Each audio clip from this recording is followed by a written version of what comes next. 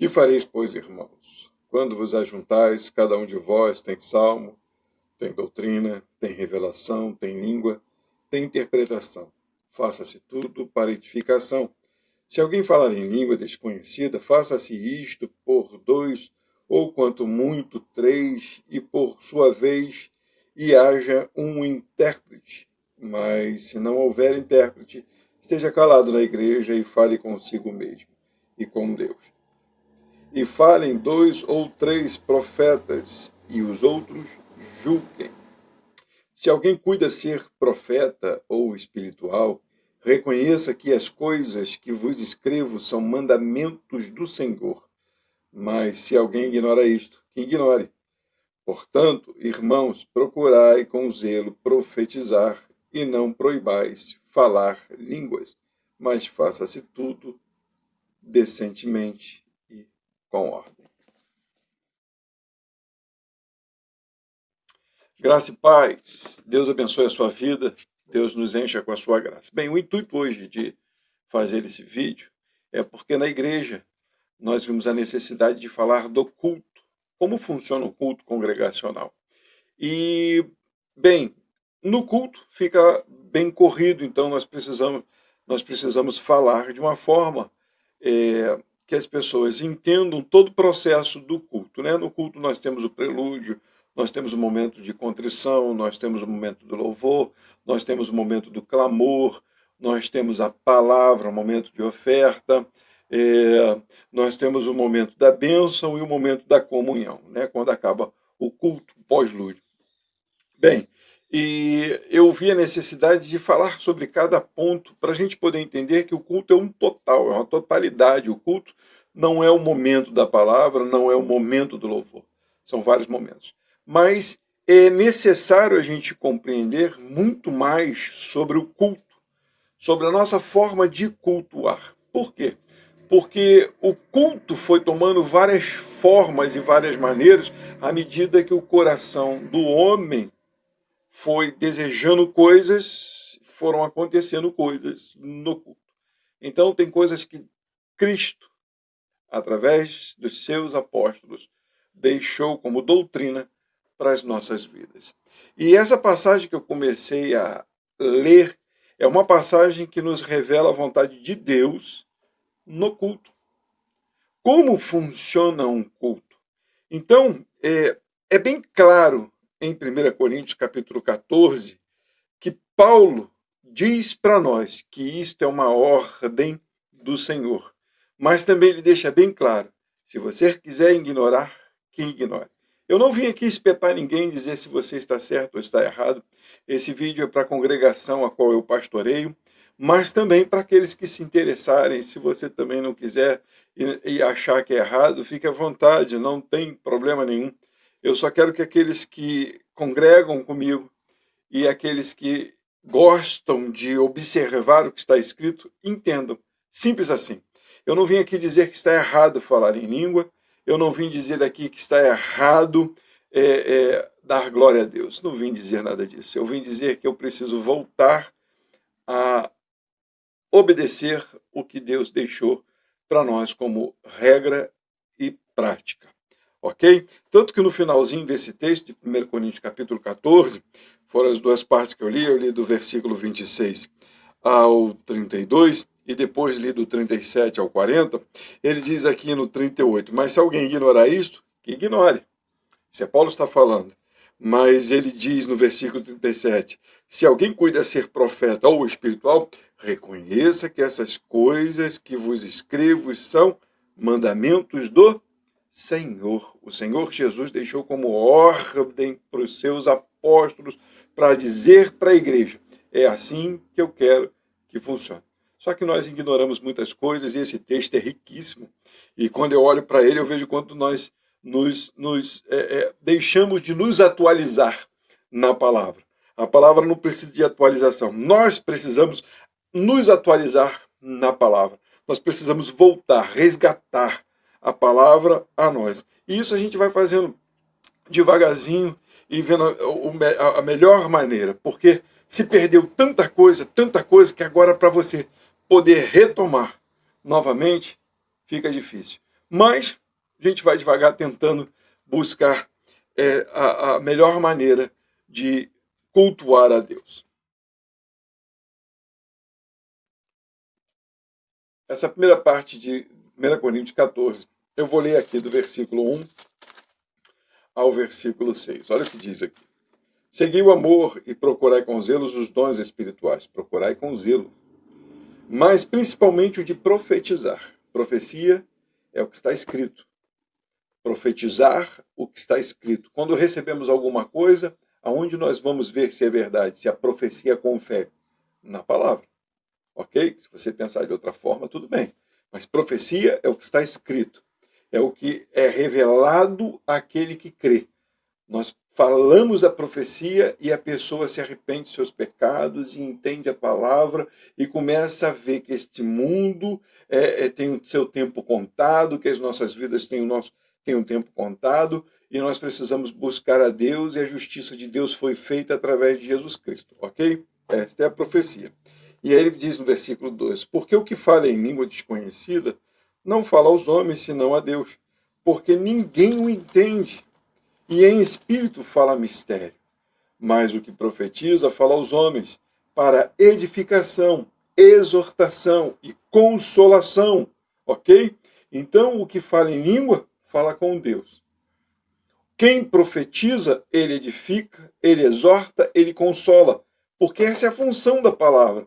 A função da palavra é exortar, é edificar, é consolar, porque quando vem os dias maus, nós entendemos através da profecia as coisas que o Senhor nos disse, então há consolo, nós entendemos que nós passaríamos por essas coisas, ok? Então ele nos exorta a mantermos firme, ele nos edifica porque nós criamos maturidade, podemos enfrentar a vida até que o Senhor venha.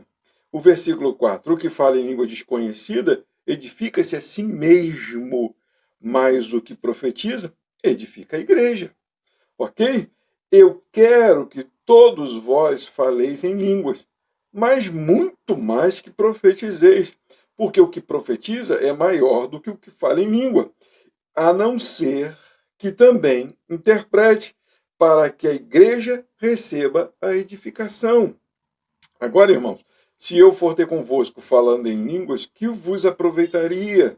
Se não vos falasse ou por meio de revelação, ou de ciência, ou da profecia, ou da doutrina. Bem, eu não vim aqui dizer que você não deve falar em línguas, até porque o Senhor Jesus deixou para Paulo dizendo exatamente isso, assim. Ele diz lá no versículo 39, portanto, irmãos, procurai com zelo profetizar, e não proibais falar em línguas. Eu não vim aqui descumprir a palavra do Senhor. Quando nós estávamos na presbiteriana, houve um tempo que nós recebemos muitas coisas, mas só que nós fomos amadurecendo, porque nós olhamos para a palavra de Deus e nós olhamos, será que o que eu estou fazendo na igreja é correto? Está de acordo com a palavra?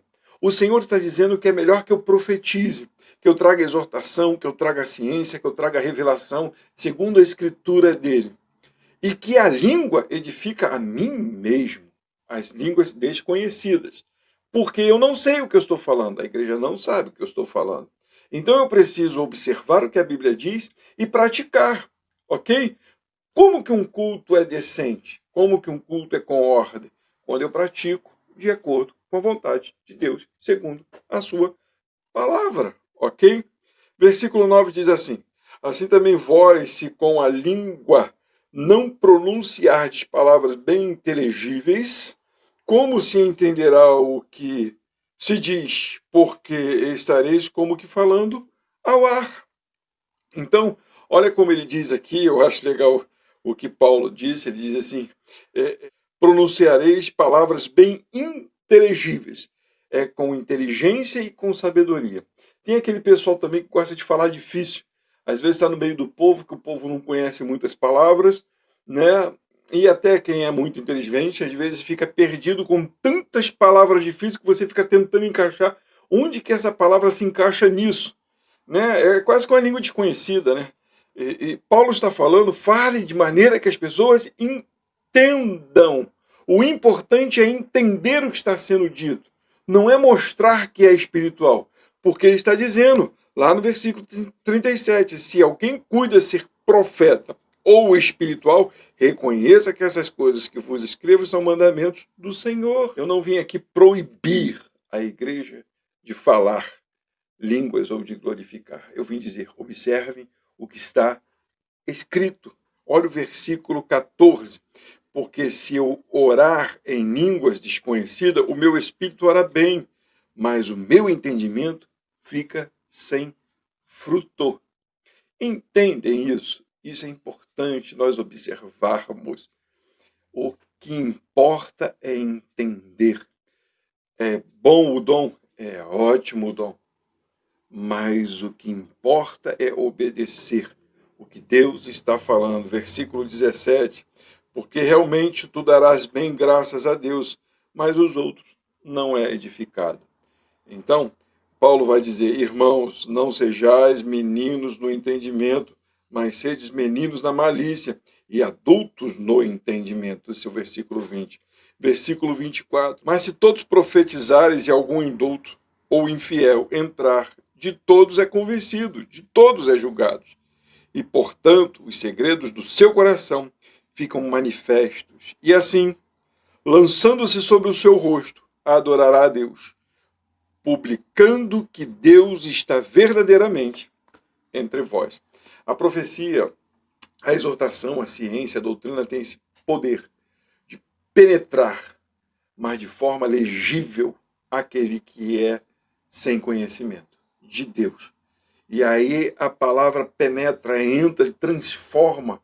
E aí a pessoa que não conhece a Deus tem a capacidade de dizer, realmente, Deus está presente. Porque ele diz aqui também que se entrar alguém que não conhece, um infiel vai dizer que nós somos loucos. E não é isso que tem acontecido. Não tem chamado os crentes de maluco. Eu sei que nós somos meio birutas, mas nós precisamos obedecer o que está escrito. Então, o culto que eu ofereço a Deus é um culto responsável, é um culto racional. Eu quero falar em línguas, fale em línguas. Paulo não está proibindo. Há aquela discussão, não, as línguas são idiomáticas, são línguas de anjos, não são línguas antigas, são línguas... Não me interessa o que tipo de língua é. O que Paulo está dizendo é que na igreja não fale, na congregação não fale. É bíblico, é bíblico. Eu não preciso atualizar a Bíblia para tentar mover as pessoas a ter outro entendimento. Eu preciso atualizar o meu coração e entender que aquilo que o Senhor mandou, aquilo que foi dito, é uma ordem para que eu obedeça. E quantas outras coisas nós não temos obedecido? Bem, eu revelo aos irmãos que eu também recebi. E eu não entro em discussão, porque quem vai dizer que é o que não é só quem recebeu. Mas, com o entendimento, eu olho para a palavra e digo, não fale. Então, o que eu faço? Não falo. Eu quero falar, eu falo em casa, dirigindo, sem ninguém estar sabendo, até porque ninguém vai entender o que eu estou falando, a não ser que eu tenha a interpretação daquilo. Mas o importante é entender que o meu culto congregacional tem que ser inteligível. Como disse Paulo, tem que ser racional.